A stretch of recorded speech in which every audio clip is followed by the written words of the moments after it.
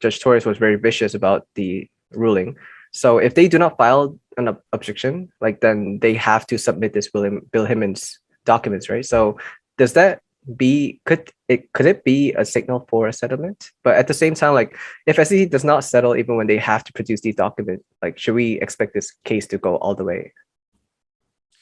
So John Deaton has, I think he was the first one who brought it up, has raised the, I want to call it speculation, but it is kind of speculation that in those emails, there's something that hurts the SEC case so much that rather than turn them over, they'd rather just procure a settlement. That would, of course, have to be something in those emails that would kill their case, that they would lose. If that's the case, and if the judge forces them to give the emails to Ripple, then what would happen, the only thing that would make sense to happen is that the SEC would go to Ripple and propose some sort of settlement. But there'd have to be something in those emails that's so horrible that they just couldn't give them over because they know they would lose the case if they did. Welcome back to another awesome information-packed episode on the channel. Today we're going to be looking at some Ripple insider leaks regarding a settlement in the ongoing lawsuit between the fintech startup, Ripple Labs, and the United States financial regulators, the SEC. And why has the SEC finally decided to play the victim game? Why would the SEC sue, then claim the victim when asked to play by the rules? If we take a stroll down memory lane, we'll find that since the start of this lawsuit, the SEC has deliberately shirked the defendant's request to provide certain documentation that would help the deliberative process privilege, as well as the expert discovery, come to a swift conclusion. Most important among these reports expected to be submitted to the court by the SEC includes the famous Hinman 2018 speech, and despite several attempts by the court to force the SEC to disgorge this information, the SEC still won't budge, which obviously has got Judge Netburn pissed off. And what was her response to that? An SEC slapdown, which, according to Forbes, is a wake-up call to Congress. So what are these insider leaks? Who leaked them? And where exactly is this lawsuit headed? That and much more we're going to be looking at throughout this video. In the meantime, don't forget to hit that subscribe button and turn on bell notifications. Recently, the attorney-client privilege has been denied by the judge, right? So I believe SEC now has like around 14 days to file a motion to reconsider to Judge Torres. Do you think it is more likely for SEC to file this objection or not? They've already indicated they're going to in an earlier pleading, which I thought was kind of strange that they would just tell the judge that's going to rule on it that they're going to appeal her. So I thought that was a little strange, but they've already indicated they're going to, so I would assume that they're going to follow through on that. They're under no legal obligation to, and because her ruling was so vicious against them, they might reconsider filing an appeal. Okay. But if I had to guess, I would say they probably are going to. Just in, Judge Sarah Netburn used the H word while referring to the SEC's actions in its court case against Ripple. Why is the H word so important, and why do we love it? Well, according to this document made available by the University of Pennsylvania Carey Law School, charges of hypocrisy in law and politics are so endlessly leveled they seem to have lost their charge and meaning. These charges, however, conceive of hypocrisy as a personal failing. That is, they imply that lawyers and politicians are hypocritical. Focusing on hypocrisy as a personal failing misses the way hypocrisy can infect law and legal systems institutionally. Realizing that hypocrisy can be an institutional failing helps us to isolate particular legal defects which otherwise escape our attention.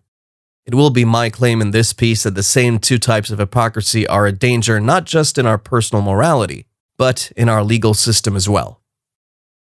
So guys, this only just came out about a few days ago, sometime last week. District Judge calls out the SEC for hypocrisy in Ripple lawsuit. Debate over a speech given by a former SEC official in 2018 has emerged as central to the lawsuit. And this, guys, is happening live. A federal judge in Manhattan has accused Wall Street's top cop of hypocrisy over its litigation tactics in a case that's being called the cryptocurrency trial of the century.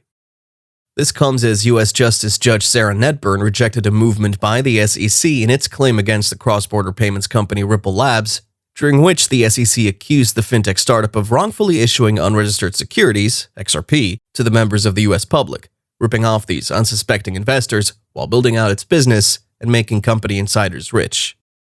Following the SEC's incessant gimmicks to swing the court's attention using delay tactics to keep these otherwise sensitive documents away from the public eye, We have one of Ripple's oldest partner exchanges, Uphold Inc., on this one on Twitter, SEC versus Ripple update. The court has forced the parties in the never-ending dispute to adhere to a timeline.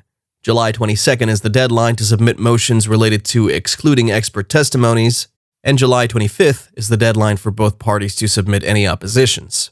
Attorney Jeremy Hogan of Legal Briefs on this one, this wasn't even a nuanced opinion. Judge Netburn tore apart every SEC argument for the attorney-client privilege of the Hinman emails. That starts the 14-day clock for an appeal to Judge Torres, and if her recent orders are any precedent, things will move relatively fast. As a follow-up to a tweet from one of the lawyers representing the broader XRP community in this lawsuit, Attorney James K. Filan, Magistrate Judge Netburn denies the SEC's attorney-client privilege claims. The predominant purpose of the communications was not to provide legal advice. The documents must be produced. So, guys, what is this Ripple Insider leaked document that potentially hints at a settlement yet again? Who's the whistleblower? What exactly is the current trajectory of this lawsuit? We're about to find out. So, Attorney Jeremy Hogan, another one of the very many pro bono attorneys representing members of the XRP community and essentially the Ripple team in this settlement, hints to us about that. Attorney Filan got the transcript of the hearing from June 7th, and my old abused ears did not deceive me. The SEC attorney really did say that Hinman's speech provided the market's SEC guidance. The gambit has completely fallen apart for the SEC in the fair notice defense.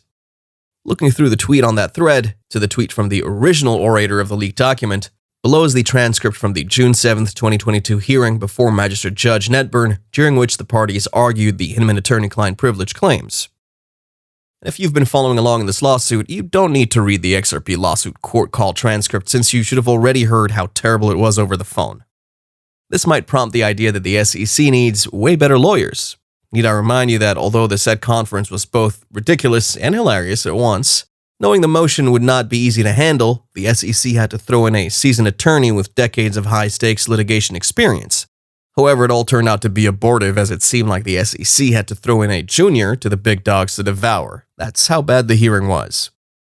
As the SEC's most senior counsel in this case had earlier agreed to the purpose of Williams' 2018 speech, which was intended to provide the market with clarity, as affirmed by the SEC senior trial counsel, Attorney Guerriere, before making an about-face to declare otherwise. In her own words, Attorney Pascal Guerriere, a lawyer who was involved in the most recent and first settlement to a fintech company under Gary Gensler, stated in the June 7th hearing that the purpose was to provide guidance to the market on legal issues before the SEC. And basically, Director Hinman was given the market the views of how the SEC would treat digital assets under the securities law. Essentially, this isn't the first time an SEC high-ranking official would refer to the Hinman speech as providing regulatory guidance to the public. You know, you could make an argument that the SEC doesn't want anyone to see those emails because of the legal precedent it would raise. If they're forced to give these emails, then in other cases, they would be forced to give internal documents to the other side, and they want to avoid that at all costs. The reason I don't think that's the case is, one, because of the very strange legal gymnastics that they've been doing to try to hide those. It's almost, I've never seen anything like it before, let me put it that way. Okay. And then the second thing is that Attorney Solomon kind of hinted in one of his briefs that there is something in those emails pertaining to XRP. And I can't remember which brief it was, but he worked at the SEC for a very long time, and I'm sure he still keeps in touch with people there. And so because of those things, I think it's a good speculation that there would be something in those emails.